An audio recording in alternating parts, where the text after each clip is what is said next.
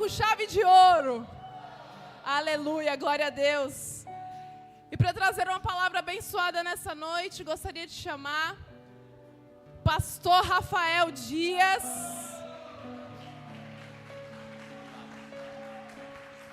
Glória a Deus, aleluia.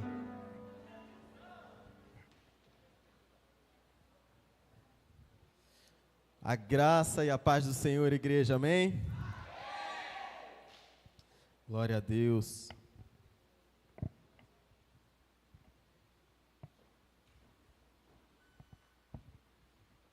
Me acostumando com isso ainda.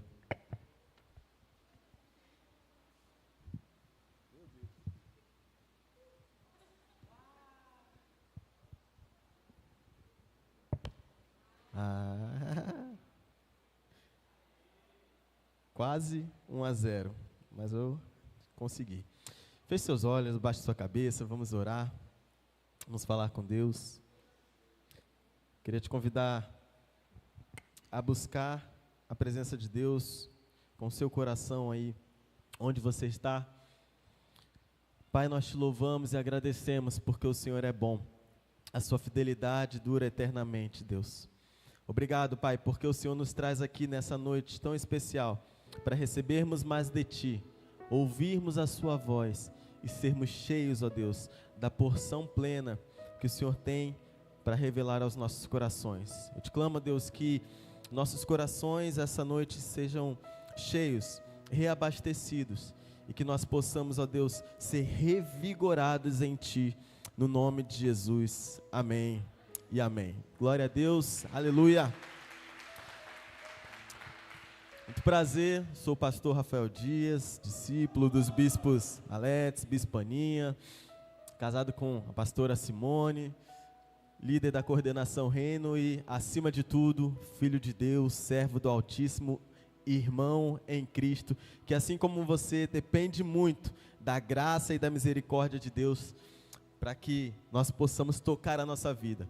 A gente está trabalhando nessa série A Autoridade do Crente. E domingo o bispo trouxe um olhar a respeito dessa porção de 1 Reis, onde a gente falou sobre a jornada, a maratona de Elias, né? Elias era um atleta.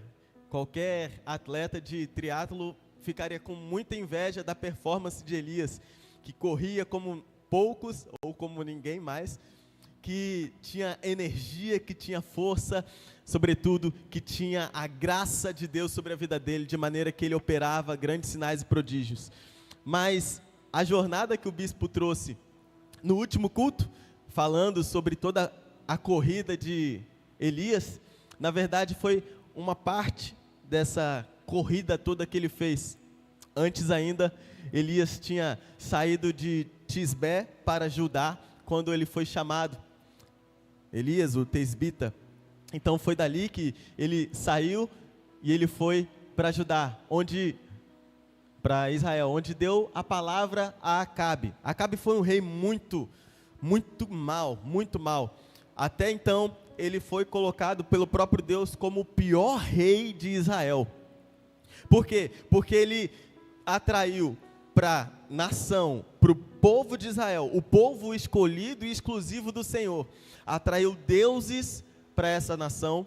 Ele se casou com Jezabel, que é o suprassumo da rebeldia, né? Porque Jezabel, inclusive, vai ser citada lá em Apocalipse como o rótulo do que não ser. Jezabel era uma mulher vil, uma mulher maligna, e ele se casou com ela. Ele teve a ousadia de trazer os deuses de Baal para o templo do Senhor e ainda somar com os deuses de Azerá, deuses que Jezabel servia. Então, assim, isso a gente está falando do rei que presidia o povo escolhido do Senhor. Elias chega para esse rei e diz: rei, não vai chover até que eu volte aqui e diga que choverá. E aí, de imediato, Deus fala: agora vai embora, sai de Judá e vai para Querite. Querite era uma margem de um rio a leste de Jordão, onde ali ele, como nômade, começou a viver colocou a sua tenda ali, começou a viver ali, bebendo da água do riacho, comendo de comidas sobrenaturais, que Deus os alimentava através de corvos, e ali ele ficou, até que Deus fala para ele sair mais uma vez. Agora sai daí e vai para Sarepta. Quando ele vai a Sarepta, ele se encontra com uma mulher, a viúva de Sarepta, que é abordada por Elias, que diz: mulher, prepara aí para mim um bolo. O que a viúva diz? Meu senhor, eu não tenho nada senão um pouquinho de azeite na botija e farinha. Eu vou fazer aqui um bolinho para o meu filho, para mim, a gente vai comer e vai morrer. Aí Elias, cheio da autoridade de Deus, diz o quê? Faz para mim primeiro. E aí ela, baseada na palavra daquele profeta, vai lá e faz o bolo, entrega, ele come, se sacia, ele oferece para ela, ela também come, e ele diz: sobre a tua casa não faltará azeite na botija, sobre a tua casa não faltará farinha, até que chova de novo. Ele sai dali, aliás, ele se hospeda ali. Dado algum tempo, esse filho dessa viúva morre. E ela vai recorrer a quem? Ao profeta. Meu senhor, ele morreu, meu filho morreu, e eu não queria isso. Ele pega o filho, sem muita demora, sobe as escadas, leva para o quarto, e ele ressuscita aquele rapaz. Ele desce com aquele filho, entrega para a mulher: tá aí, mulher, tá vivo. Esse homem é chamado de volta por Deus e fala: agora Elias, gostei, cumpriu a missão aí, volta lá para Judá, volta lá para Israel. Aliás, vá diretamente em direção a Carmelo, ao Monte Carmelo. Elias se encontra com Obadias, fala com Obadias: Obadias, avisa lá o rei que eu voltei. O mesmo que disse que não ia chover aqui, ó, voltei. Obadias fala: você não está sabendo não? Eu escondi 100 profetas, estão caçando todos os profetas, e você é o mais procurado, porque por causa de você não está chovendo. Você quer que eu vá lá, avise para o rei que você foi encontrado, aí quando ele chega lá e vier procurar, e você não estiver, eu morro. Elias disse: vá lá, fala para o rei, e eu ficarei aqui, ó, esperando o rei. Ele vai. Acabe se encontra com o rei, Acabe se encontra com Elias, e Elias diz, o rei Acabe diz: ah, é você, né? Você que está causando todos esses males em Israel, você está aqui. Elias: eu não, é tu e teu pai que está causando tudo isso aqui. A culpa é tua, a culpa é do teu pai, porque são maus diante do Senhor. Faz o seguinte, junta teus 450 profetas aí, soma com os outros 400 de Azerá, e vamos ali para o Monte Carmelo. Vamos ver quem é o Deus de verdade aqui.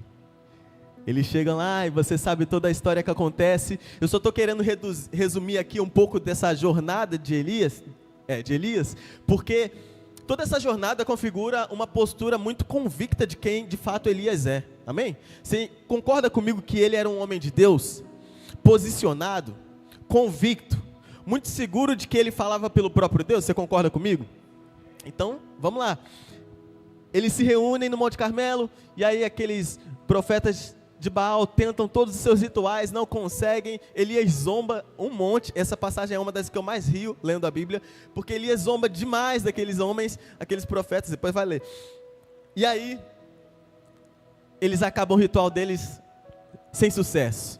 Elias pede para o seu servo banhar o altar 3 vezes, até que ele para diante do altar e faz uma oração, uma curta oração, que antes de acabar, a Bíblia diz: ainda falava o profeta Eliseu quando o Senhor enviou fogo do céu e consumiu o altar, e consumiu toda a água do altar e todas as pedras ao redor, e ali Deus operou um grande sinal, uma grande maravilha, um prodígio através daquele homem.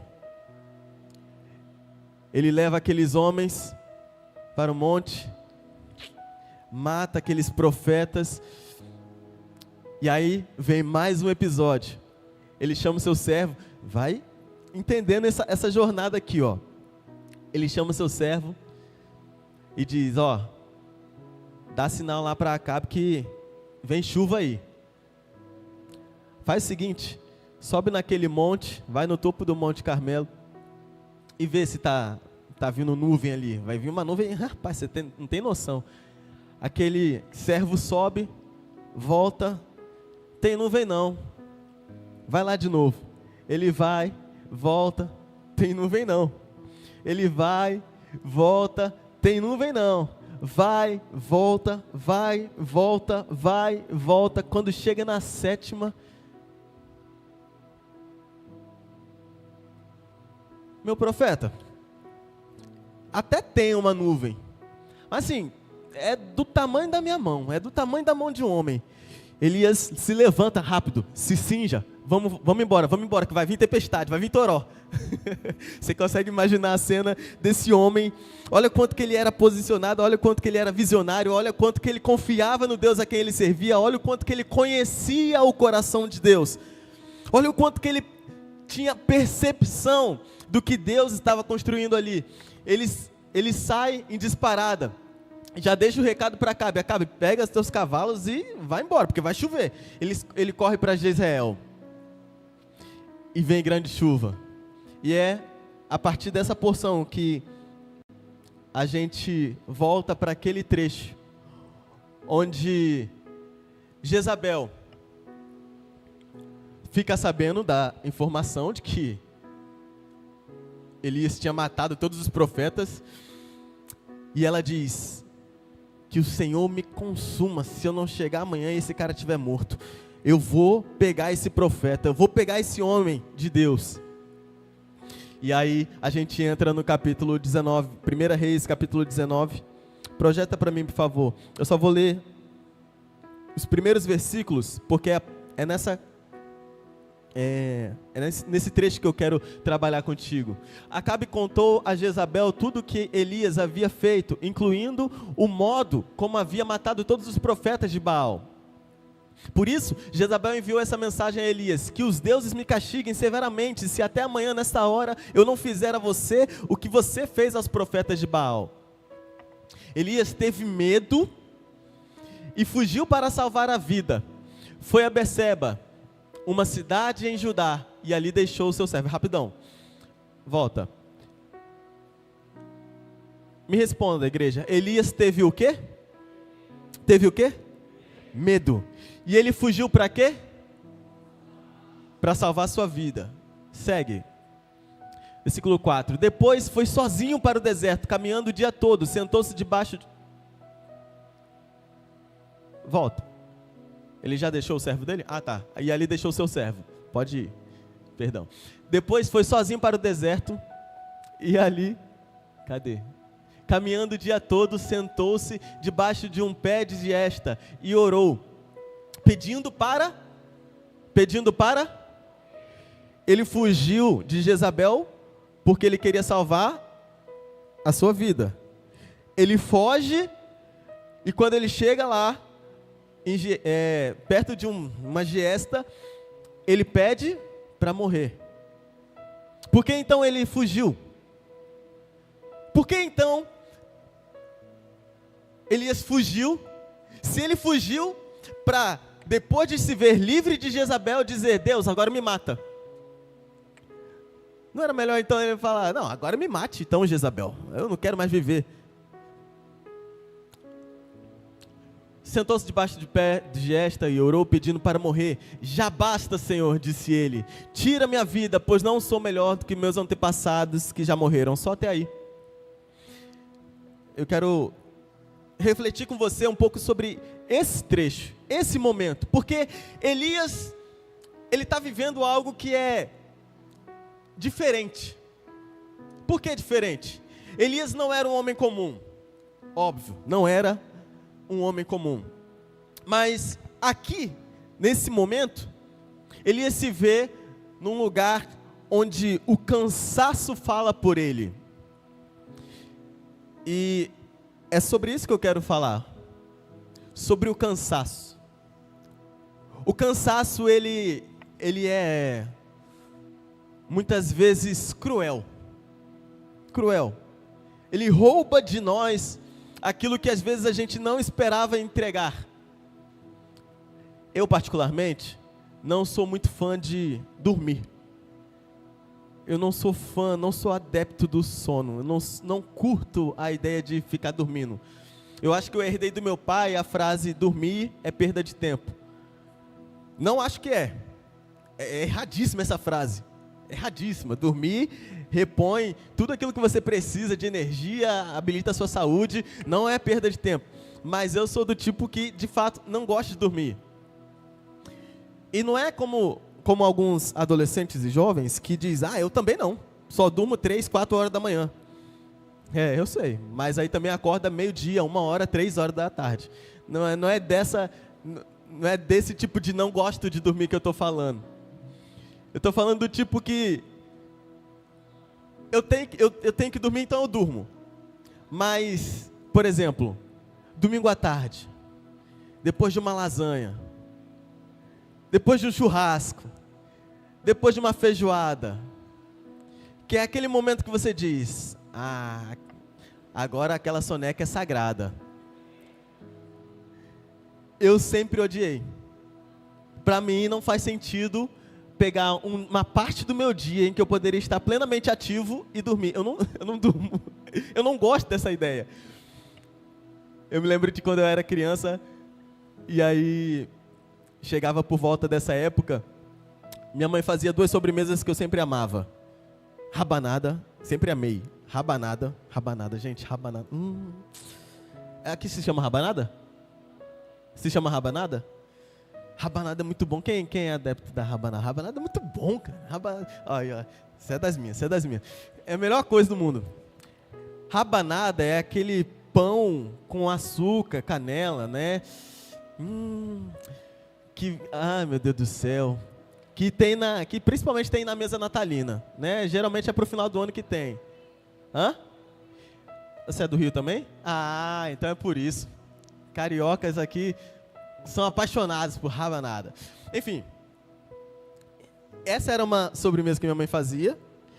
E bolinho de chuva.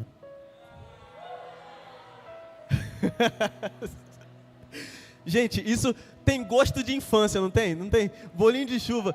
Meu amigo, aquele que é cremosinho assim, que você abre assim. Oh, meu Deus do céu, bolinho de chuva. Eu amava, amo. Minha mãe, um dia, eu quando criança, a gente já tinha voltado da igreja. Eu me lembro assim, num lapso. Eu me lembro de ter voltado da igreja pela manhã, depois de ter almoçado e tudo mais. Aí minha mãe estava fazendo um bolinho de chuva. E eu, já fiquei ali esperando, ansioso. Mãe, depois que a senhora acabar de preparar a massa, me dá o pote. Né? Pegar a colher assim e tal. Ela falou: filho, você só vai comer o bolinho de chuva depois que dormir, tá? Você vai dormir. Não, mas não tô com sono não. Mas você vai dormir. Porque criança é assim. Não tá com sono na hora que não quer. Porque chega no culto, tá dormindo. Chega no ambiente em que a mãe precisa ter ali um pouquinho de liberdade nos braços. E não pode, porque tá carregando o filho que tá dormindo, porque não dormiu de tarde. Mas aí também, dormir demais, não dorme à noite. Enfim. Ela falou: você vai dormir. Você só vai comer o bolinho de chuva depois que dormir. Aquilo ali foi para você ver como ficou gravado no meu coração. Essa crueldade. Eu tive que dormir de tarde. Fui pro meu quarto, fechei os olhos, fingi que estava dormindo, acreditei que tinha enganado, não deu muito tempo, acordei. Minha mãe só olhou assim: Rafael, não passou 5 minutos. Eu era criança, não tinha noção das coisas. Não passou 5 minutos, vai dormir. Depois eu te acordo para você comer bolinho de chuva. Aí lá vai eu, com muito medo de acordar, em cima da hora de me arrumar para ir para a igreja, de novo à noite. Acontece que eu dormi, e aí pouco tempo depois minha mãe me acordou e falou: filho, vai comer o bolinho de chuva para a gente se arrumar e ir para a igreja. Não perdi o bolinho de chuva, senão ia comer só depois, não ia ser legal. O que eu estou querendo trazer aqui? Tem coisas que, tem momentos que não adianta. Você não vai receber até que você descanse. Tem momentos que você não vai receber algo da parte de Deus até que você descanse. Como assim? Por quê? Porque existe uma conexão com a outra. Simples, pelo fato de que quando você está cansado, muitas vezes você não está conectado. Você já percebeu que o cansaço te rouba muito?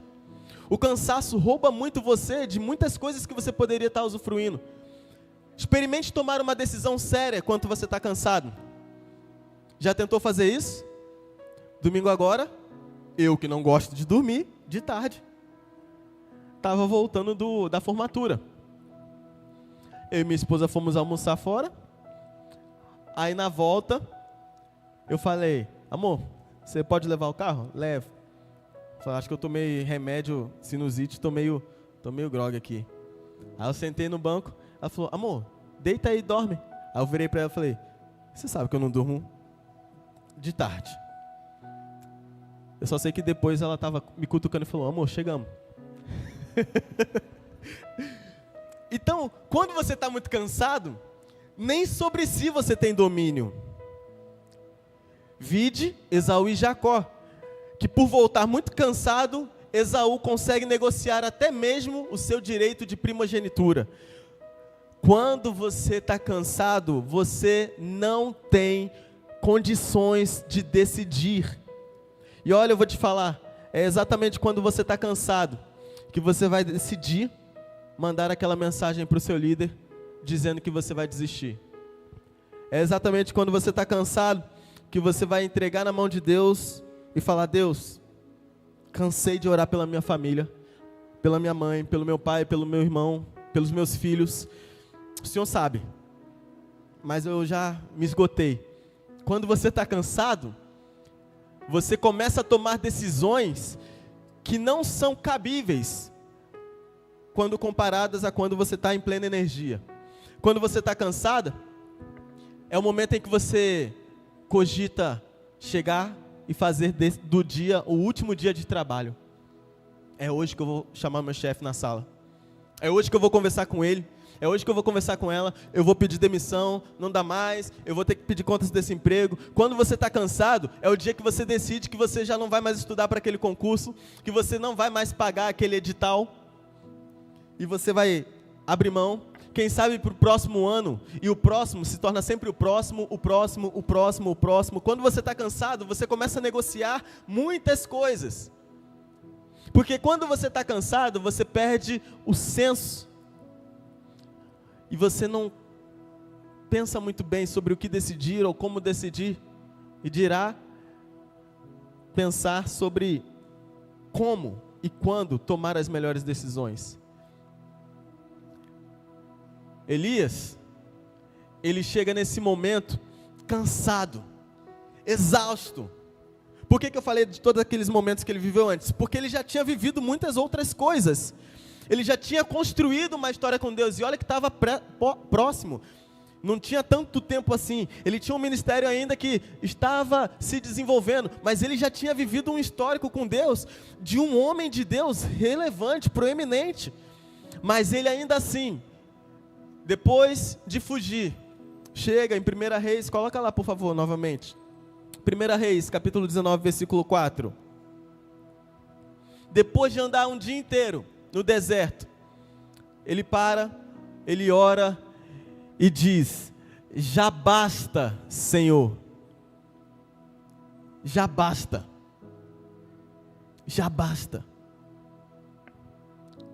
Basta de quê? Ele pede fim à sua vida. Que orações você já fez quando você estava muito cansado? Que orações você já fez quando você estava exausto?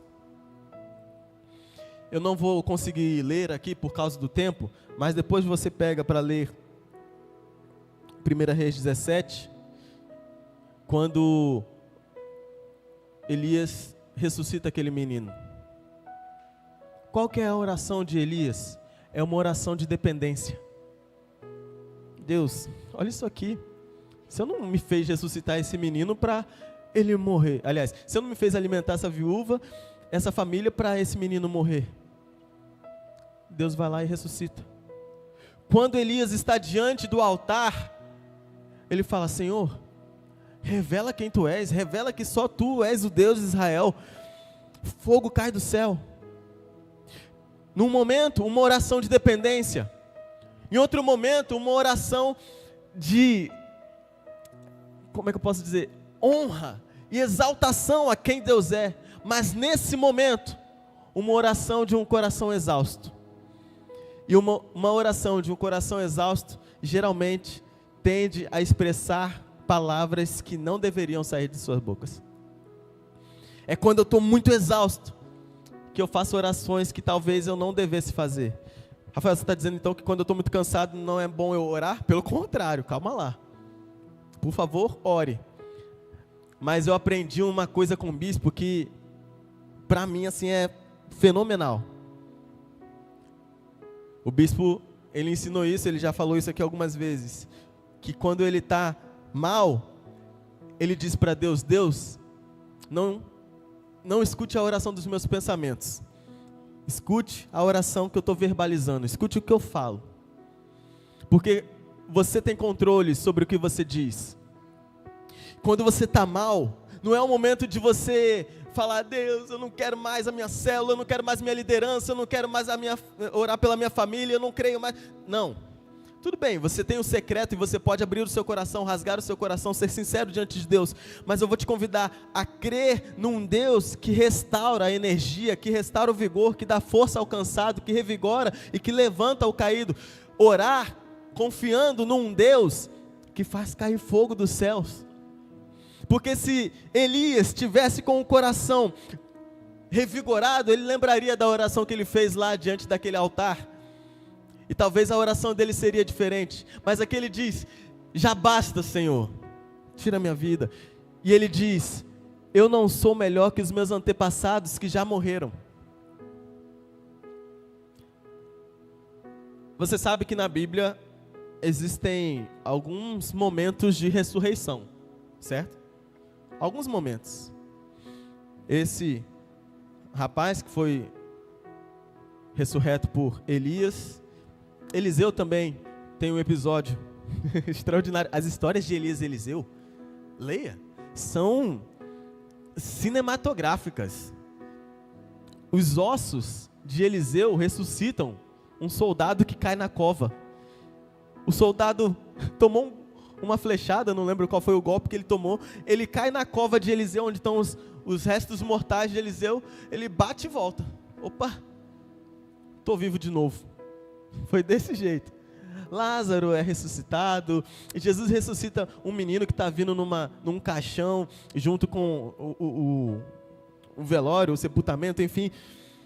Só que essa oração de Elias, eu não sou melhor do que os meus antepassados, eu fiquei vendo, você sabe qual que foi a primeira ressurreição dita na Bíblia? Esse cara, ali, com a viúva de Sarepta, devolvendo o menino. Eu não estou dizendo aqui que isso faz dele melhor, maior ou algo do tipo.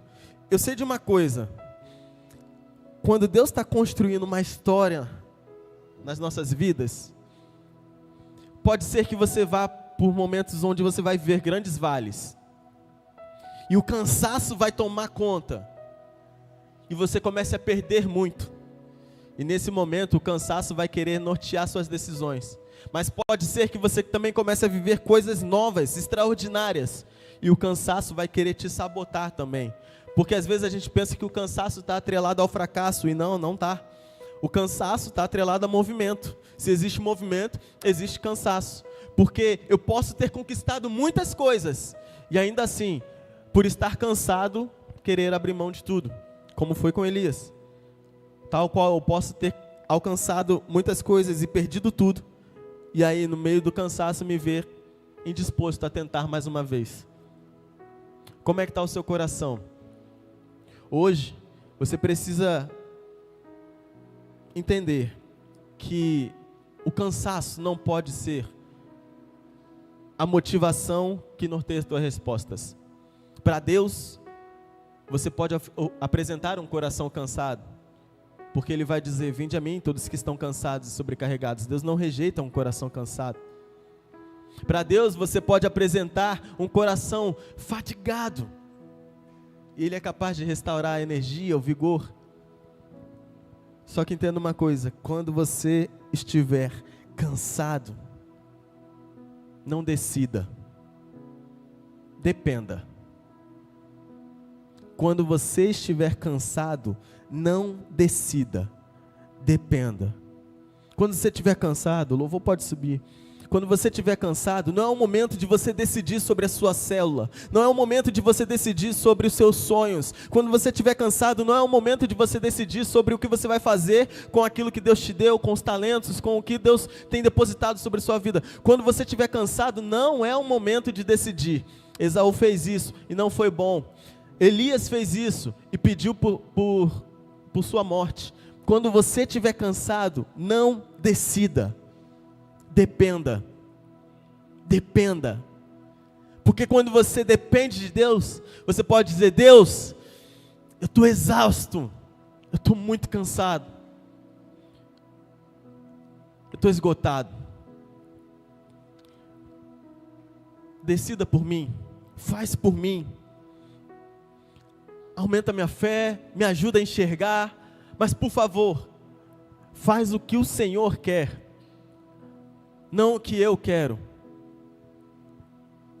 Jesus se viu no Getsemane num momento de muita agonia, exaurido, esgotado e tão aflito que suava gotas de sangue.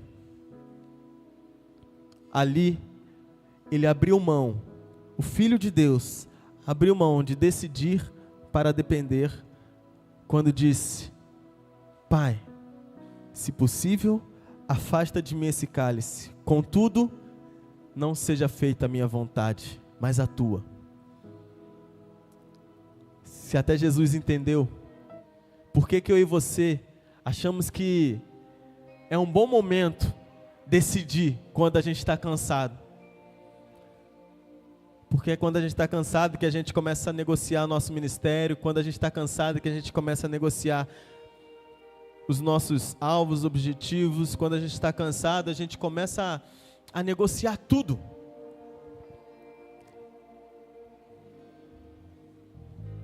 E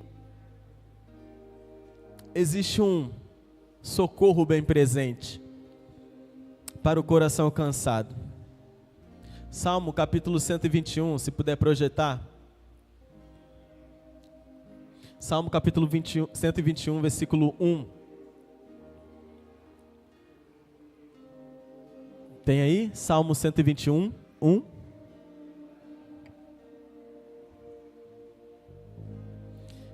Salmo 121, 1.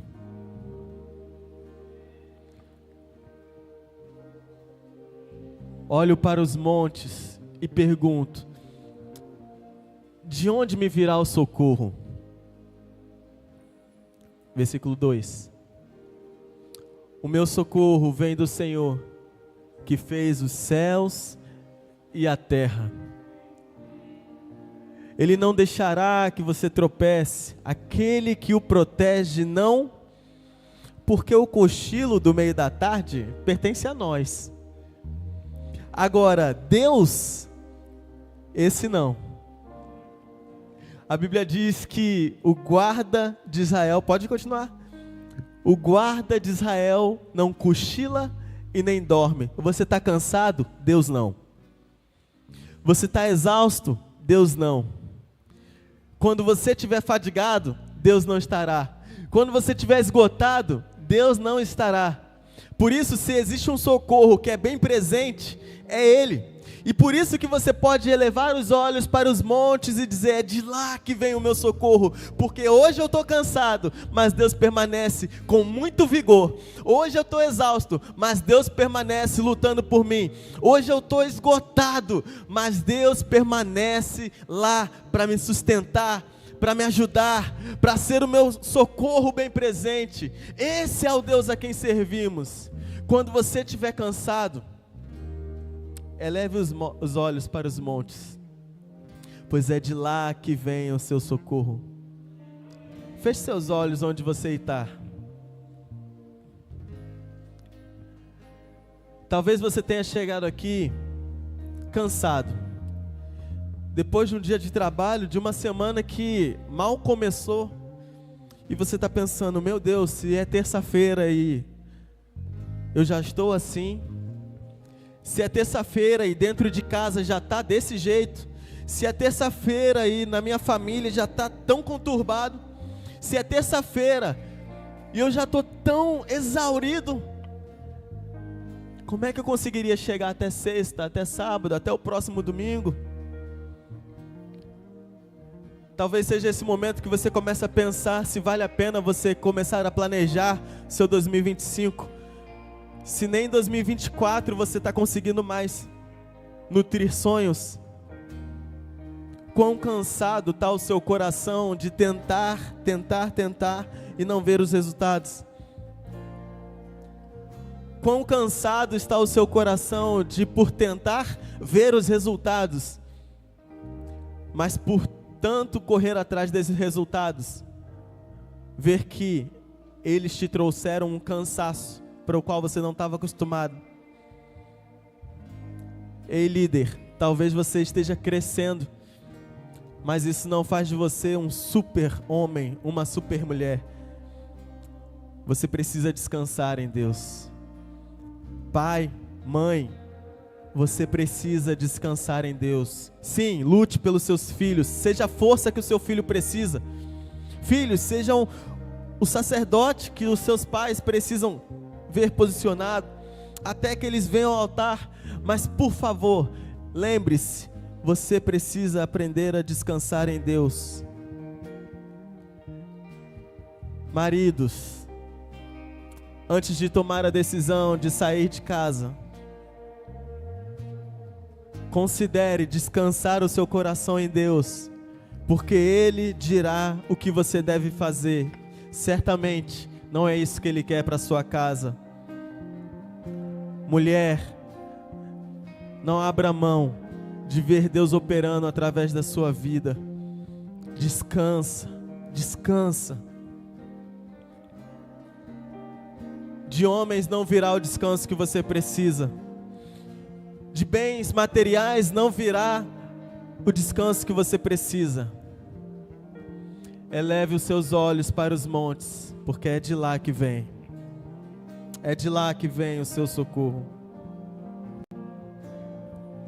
E eu elevo os meus olhos para além dos montes, eu sei.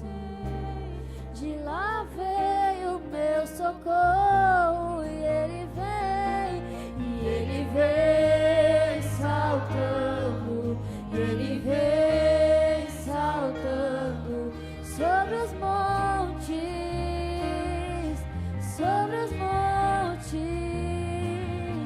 E eu elevo os meus olhos dos montes, eu sei. De lá veio o meu socorro, e ele vem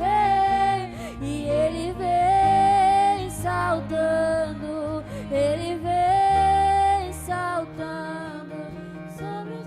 montes, sobre os montes. Fica de pé no seu lugar. Põe a mão sobre o seu coração.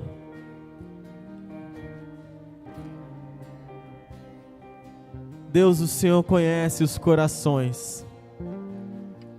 O Senhor é Deus que discerne mente, coração. O Senhor é que faz divisão entre corpo e alma, alma e espírito. O Senhor conhece as intenções. O Senhor conhece as batalhas, as guerras, as dores. O Senhor conhece o motivo das lágrimas, ainda que elas não tenham descido. O Senhor conhece o motivo dos gritos de socorro, mesmo antes deles serem dados. O Senhor conhece o motivo do coração palpitando, ainda que ele não tenha ainda palpitado. O Senhor antevê, o Senhor sabe, o Senhor conhece. Pai, no nome de Jesus, que o Teu Espírito venha como um bálsamo agora, trazer alento, trazer conforto, trazer consolo, trazer, ó Deus, aquilo que é a paz que excede todo entendimento, trazer aquilo, ó Deus, que é a força que só se tem quando te encontra, Pai. Traz, ó Deus, sobre os seus jovens, traz sobre os adultos, sobre os velhos, sobre as crianças, traz sobre a tua igreja, ó Pai, aquilo que é o revigorar da alma, da mente, do coração, dos pensamentos, ó Deus, dos sonhos. Pai, no nome de Jesus, que o Senhor possa fortalecer, ó Deus, mais uma vez, o físico, a estrutura, ó Deus, para que teus filhos continuem a caminhar, ó Deus, a jornada que o Senhor tem proposto a cada um de nós, Pai. Que ninguém aqui, pelo cansaço, abra mão daquilo que é o projeto do Senhor para a vida deles, ó Deus. Nós elevamos os nossos olhos aos montes, porque é de lá que vem o nosso socorro. É de lá que vem o nosso socorro, o socorro bem presente. Porque não dorme nem cochila o guarda de Israel. Não dorme nem cochila o guarda da minha vida. Declare esse refrão como uma oração de alívio. Declare: eu elevo, e eu elevo os meus olhos para além dos montes, eu sei, de lá vem o meu socorro, e ele vem saltando, ele vem saltando sobre os montes, sobre os montes. Yeshua.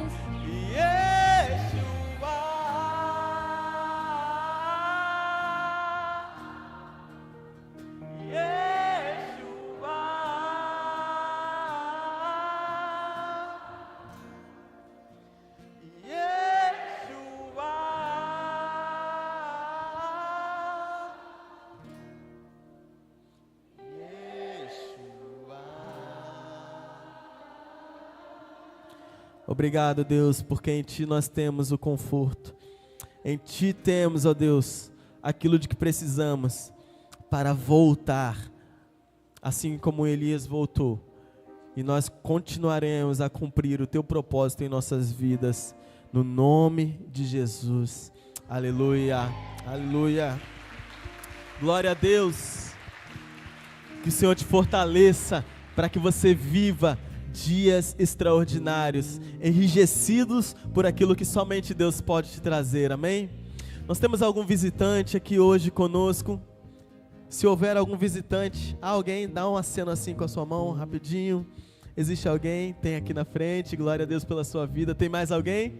Tem ali atrás também, amém, glória a Deus. Se tiver mais alguém, tem mais alguém? Você que está visitando a gente queria fazer um convite para você. Não vai precisar vir aqui na frente. A gente só vai pedir que, assim que acabar o culto agora, que você vá ali atrás, na sala de vidro ali, no canto, que a gente quer dar um presentinho para vocês, bem rapidamente, coletar um pedido de oração, para que a gente possa estar intercedendo pela sua vida, amém? Estenda a sua mão, igreja. Estenda a sua mão, como quem recebe. Pai, nós te louvamos e agradecemos. Louvores foram entoados, orações foram feitas para que nós pudéssemos engrandecer o Teu nome. Mas obrigado também porque a Tua palavra foi compartilhada para que nós pudéssemos ser cheios de Ti. Que o Senhor grave essa palavra em nossos corações, que nós possamos, ó Deus, ser revigorados em Ti para continuarmos a jornada que o Senhor nos tem proposto, e que nós possamos, ó Deus, desenvolver a autoridade de homens e mulheres de Deus, de crentes posicionados nessa terra, para fazer o Teu querer, a Tua vontade, em nome de Jesus. Estende isso sobre toda a nossa casa, sobre a nossa família, no nome santo de Jesus. Amém, amém, amém. Que Deus te guarde, que Deus te abençoe, que você vá viver uma continuação de semana extraordinária na presença de Deus, fortalecido por aquele que não dorme